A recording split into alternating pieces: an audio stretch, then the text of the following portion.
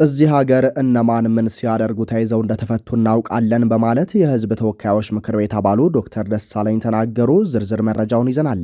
ስለ ሽመልስ አብዲሳ ንግግርና ንጹሐን ግድያም የምንላችኋለን። እንዲሁም ስለ አስመራም አዲስ መረጃ ተሰምቷል። በዝርዝር እናስደምጣችኋለን። ሰላም ሰላም፣ ጤና ይስጥልን ውድ የአርቲኤም ኢትዮ ቤተሰቦቻችን፣ ሰዓታችንን ጠብቀን ዕለታዊ መረጃዎችን ልናደርሳችሁ መጥተናል። ለቻናላችን አዲስ ከሆኑ ሰብስክራይብ በማድረግ ቤተሰብ ይሁኑን። ቀጥታ ወደ መረጃዎቹ እናመራለን።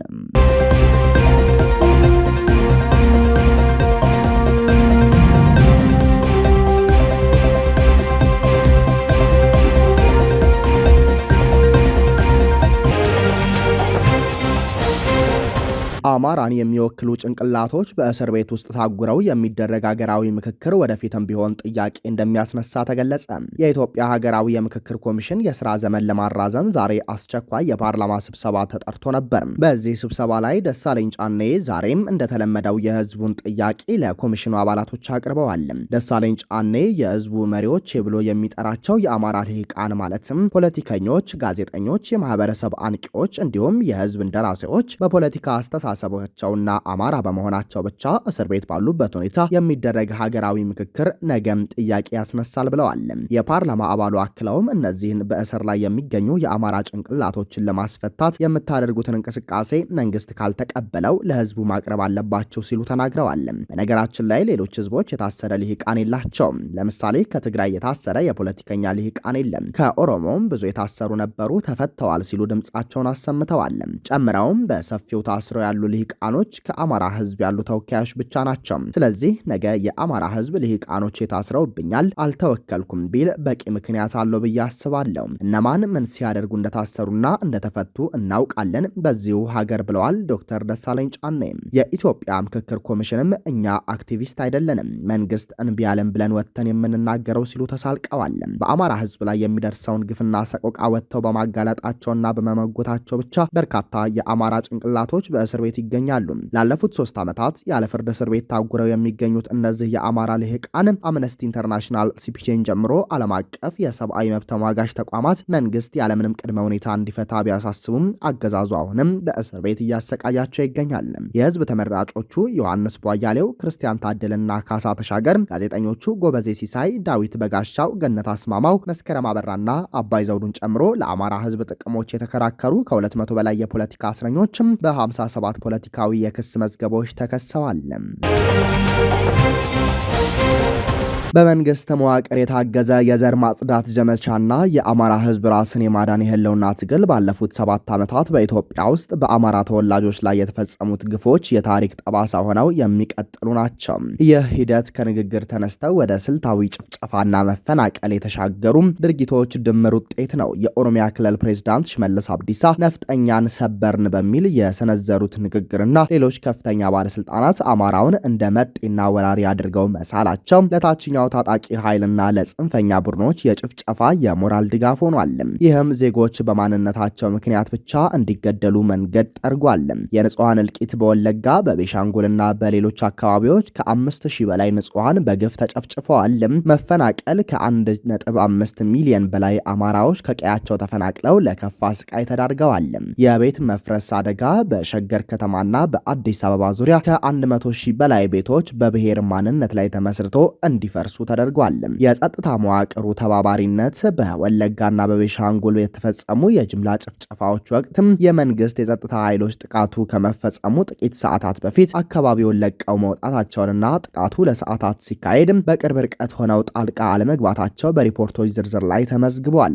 የዓለም አቀፍ ሚዲያ ሽፋን ያገኙት እነ ሲኤንኤን፣ ቢቢሲ እና አልጀዚራ የመሳሰሉ ተቋማት በአማራ ተወላጆች ላይ የሚፈጸመው ጥቃት ዘግናኝና ስልታዊ በማለት የዘገቡት ሲሆን ድርጊቱን በአንድ ብሔር ላይ ያነጣጠረ መሆኑ ለዓለም አቀፉ ማህበረሰብ አጋልጠዋል። አሁን በአማራ ክልል እየተካሄደ ያለው ጦርነት በአጋጣሚ የተከሰተ ሳይሆን ለዓመታት ለዘለቀው ስልታዊ ጭቆናና ጥቃት የወለደው የተሰጠ የመጨረሻ ምላሽ ነው። የመንግስት መዋቅር እንደ ጥቃት መሳሪያ በአዲስ አበባ ዙሪያ የሸገር ከተማ በሚል ስያሜ የተካሄደው የቤት ማፍረስ ዘመቻ በመቶ ሺዎች የሚቆጠሩ የአማራ ተወላጆችን ለጎዳናና ለረሃብ ዳርጓል። ይህ ተግባር በመንግስት መዋቅር የታገዘ የከተማ ውስጥ የዘር ማጽዳትን ተደርጎ ይወሰዳል። ከጄኖሳይድ ራስን መከላከል ያለበት ህዝቡ ከመንግስት ጥበቃ ከማጣት አልፎ የመንግስት የጦር መሳሪያዎች ወይም ድሮንና ከባድ መሳሪያዎችን ጨምሮ በእሱ ላይ ሲዘምቱ ራሱን ከመጥፋት ወይም ጄኖሳይድ ለመከላከልና መሰረታዊ ሰብአዊ መብቱን ለማስከበር ወደ ህልውና ተጋድሎ ገብቷል። ይህ ትግል የፖለቲካ ስልጣን ፍላጎት ሳይሆን የመኖርና በሰላም መንቀሳቀስ መብትን የማረጋገጥ ጉዳይ ነው። ለእነዚህ ሁሉ ዘግናኝ የሰብአዊ መብት ጥሰቶች፣ ለንጹሃን ደም መፍሰስና ለሚሊዮኖች መፈናቀል የሚከተሉት አካላት ቀጥተኛ ተጠያቂነት አለባቸው። የመጀመሪያው የብልጽግና ፓርቲ ወይም ገዢው ፓርቲ ሲሆን የዜጎችን ደህንነት ማስጠበቅ ባለመቻሉና በስሙ የሚመራው መዋቅር ለጥቃቶች መንገድ በመክፈቱ። ሁለተኛው የኦሮሚያ ክልል ከፍተኛ አመራሮች ናቸው። የጥላቻ ንግግር በማሰራጨት በክልል ውስጥ የሚኖሩ አማራዎችን ለታጣቂዎች አሳልፎ በመስጠትና ስልታዊ መፈናቀልን በመምራታቸው። ሶስተኛውና የመጨረሻው የጸጥታ መዋቅር አዛዦች ጥቃቶችን ባለማስቆማቸውና በንጹሃን ላይ የሚፈጸመው የጦር ወንጀሎችን በቀጥታም ሆነ በተዘዋዋሪ በመደገፋቸው ተጠያቂ ይሆናሉ ተብሏል። በአዲስ አበባና በአስመራ መካከል ያለው ግንኙነት እጅግ አሳሳቢ ደረጃ ላይ መድረሱንና ሁለቱ ሀገራት ወደ ለየለት ወታደራዊ ግጭት ሊያመሩ የሚችሉበት እድል እየሰፋ መምጣቱን አንድ አዲስ የምርምር ዘገባ አመላከተ። ተመራማሪው ማህደር ሲነቡ ያወጡት ይህ ትንታኔ በቀጠናው እየታየ ያለው ወታደራዊው መነቃቃትና የኃይል አሰላለፍ ለሰላም የሚሰጠው እድል እየጠበበ መሆኑን ያሳያል። እንደ ዘገባው ትንታኔ ለወቅታዊው ቀውስ መባባስ በዋናነት እንደ ምክንያት የተጠቀሰው ባለፈው ወር መጨረሻ ላይ የህወሓት ወይም ቲፒኤልኤፍ ታጣቂዎች የከፈቱት ጥቃት ነው። ምንም እንኳን ጥቃቱ በኢትዮጵያ መከላከያ ሰራዊት ቢመክንም ክስተቱን ግን የቀጠናውን ስትራቴጂካዊ ሁኔታ ቀይሮታል። ህወሓት በአሁኑ ወቅት የነበረውን የሰው ኃይልና የህዝብ ድጋፍ በማጣቱም ህልውናውን ለማስቀጠል በኤርትራ መንግስት ላይ ጥገኝነቱን እየጨመረ መምጣቱን በምርምሩ ተጠቅሷል። በዚህ ጽምዶ የተሰኘውና በኤርትራ በህወሓትና በአማራ ክልል በሚንቀሳቀሱ የፋኖ ታጣቂዎች መካከል የተፈጠረው ያልተጠበቀ ጥምረት የኢትዮጵያን የውስጥ ደህንነትና ሉዓላዊነት አደጋ ላይ የሚጥል ሆኖ መገኘቱ ተመልክቷል።